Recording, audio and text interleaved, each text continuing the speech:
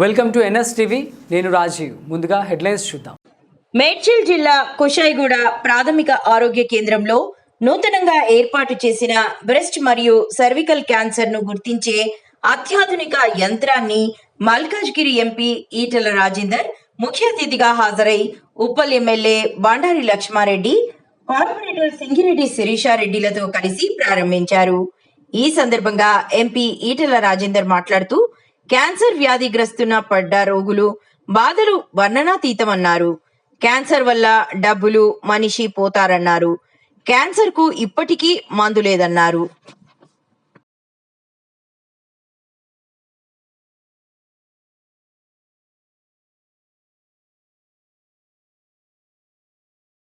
MLA గారికి కూడా నమస్కారం.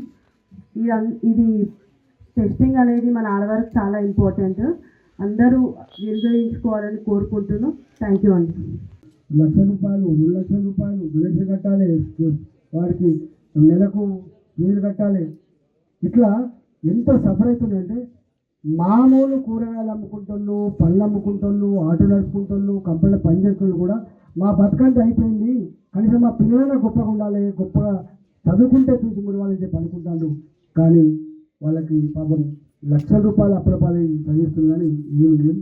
ఇవాళ మా డాక్టర్లు ఇవాళ నేను మొన్న కూడా నేను నాకు ఒక స్థిరమైన అభిప్రాయం ఏంటంటే అందరికంటే క్లాసులో బాగా చదివే పిల్లలు ఏం చదువుతారంటే డాక్టర్ చదువుతారు. ఫస్ట్ క్లాస్లో ఫస్ట్ వాళ్ళు ఏం చదువుతారంటే డాక్టర్ చదువుతా అంటారు. తర్వాతనే మిగతా అంటారు. డాక్టర్ అయిన తర్వాత ఐఏఎస్ గురించి ఆలోచిస్తారు, డాక్టర్ అయిన తర్వాత ఐపీఎస్ గురించి ఆలోచిస్తారు. కానీ దురదృష్టం ఏంటంటే ఇవాళ ఒక సాఫ్ట్వేర్ ఇంజనీర్ 4 ఏళ్ళు చదివిన సాఫ్ట్వేర్ ఇంజనీర్ పాపం వాళ్ళకు ₹5,00,000 నుంచి ₹50 లక్షలు ₹1,00,00,000 కూడా ప్యాకేజ్ ఉంటుంది. ₹1,00,00,000 ప్యాకేజ్ ఉంటుంది పర్ యానం. కానీ మా డాక్టర్కి ప్యాకేజ్ ఇలా 10 లక్షలు కూడా లేదు. మా డాక్టర్ ప్యాకేజ్ నిన్న మూడు దాకా అయితే 40,000 లేదు, 60,000 ఎంత అయింది, 80,000 అయిందా? కాంట్రాక్ట్ డాక్టర్కి 50,000. అంటే 5.5 తర్వాత చదువుకోవాలి, మళ్ళీ పీజీ చదువుకోవాలి. ఇవాళ డాక్టర్కి ఇచ్చారు అంటే 12, 5, 60 అంటే ₹6 లక్షలు కూడా ప్యాకేజ్ చేస్తారు. ఎంత దీనం అంటే అందరికంటే కూడా అంటే టాపర్స్ బాగా చదువుకున్న వాళ్ళు వైద్యో నారాయణో హరి అని చెప్పి ఎవరైతే మనం భగవంతుతో సమానం చూస్తామో ఇలా సాఫ్ట్వేర్ బిగినింగ్లో ఉన్న జీతాలు కూడా మా డాక్టర్లు లేవు. మేము కుట్రలో పెట్టుకునేది తప్పకుండా ఎన్నడొక నాడు డాక్టర్లకు మంచి రోజులు వస్తాయని చెప్పి భావిస్తున్నాం. ఈ డిపార్ట్మెంట్కి ఇలా ఎంత మనం అనుకుంటాం డాక్టర్ చదువుకుంటప్పుడే అంతా కానీ ఒకసారి గవర్నమెంట్ హాస్పిటల్ పట్టిన తర్వాత ఆ వార్డులలో పోతే మనమే ముక్కు మూసుకొని పోతాం. కానీ వాళ్ళు మాత్రం 10 గంటలు 12 గంటలు అదే హాస్పిటల్లో పని చేయాలి అంటే వాళ్ళు ఎంత త్యాగం చేయాలో మనకు అర్థం చేసుకోవాలి. మా స్టాఫ్ కావచ్చు, మా శానిటరీ వర్కర్స్ కావచ్చు. ఇవాళ మొన్న మేము కరోనా వచ్చినప్పుడు అందరి ఇళ్ళకి పరిమితం అయిపోయింది. మొత్తం కంపెనీ వేసుకున్నారు, గోడలే కట్టుకున్నారు. మొత్తం కరోనా వచ్చిందా మా వాడకు రావద్దని చెప్పి ముళ్ళ కంపెనీ వేసుకున్నారు, గోడలు కట్టుకున్నారు.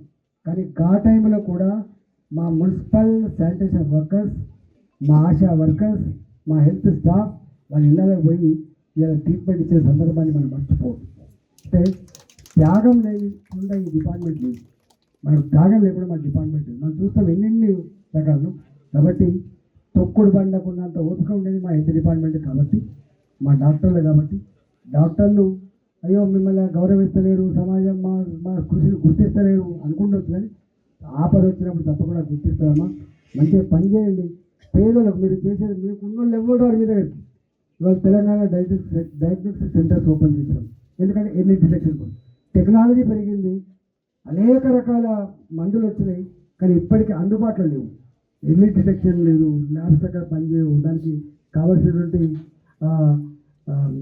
సబ్ అవి అందక ఇబ్బంది పడతాం. కాబట్టి ఇలా మీకు మీ మామగారే ఉన్నారు, మంత్రి గారు, కాబట్టి కొంచెం చెప్పండి. చాలు, ఇది పట్టించుకుంటేనే నడిచే డిపార్ట్మెంట్ కాబట్టి వాళ్ళకి ఏ ఇబ్బంది లేకుండా తప్పకుండా నేను కూడా వాళ్ళతో మాట్లాడతానని చెప్పి మనం చేస్తూ సెలవు. నమస్కారం.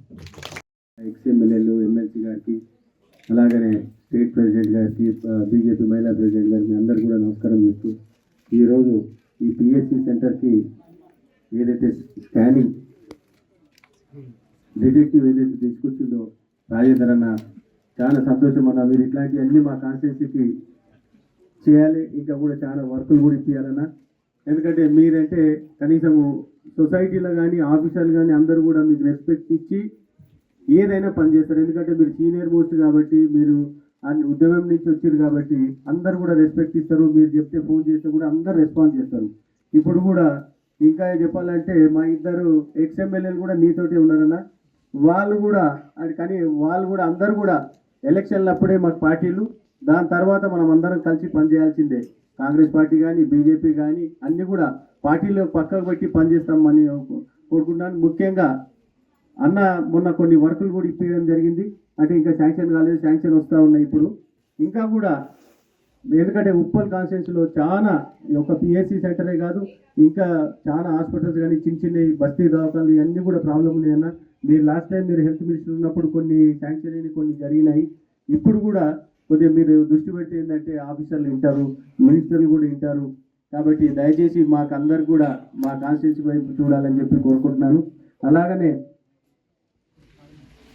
నేను కూడా కంటిన్యూగా రోజు కూడా తిరుగుతానన్నా. నేను తిరుగుకుంటా ఎవరికైనా హెల్త్ ప్రాబ్లమ్స్ ఉంటే తప్పకుండా అందరినీ కూడా టేక్ కేర్ చేస్తాను. నేను ఎక్కువ మటుకు మన కాన్స్టిట్యున్సీలో ఏ గవర్నమెంట్ హాస్పిటల్ పోయి ఎక్కడ పోయినా వాళ్ళకు కాలేజీలు కానీ స్కూల్ సీట్లు కానీ ఇట్లాంటి ఏదైనా కూడా నేను సోషల్ వర్క్ 100% చేస్తాను. నేను సోషల్ వర్క్ చేస్తూ ఈరోజు స్టేట్లో ఎక్కడ కూడా లేదు. ఎంపీబీఎస్ ఎవరికైతే ర్యాంకు, బీడీఎస్ ఎవరికైనా ర్యాంక్ వస్తే 5 ఏళ్ళ ఫీజు కడుతున్నానన్నా.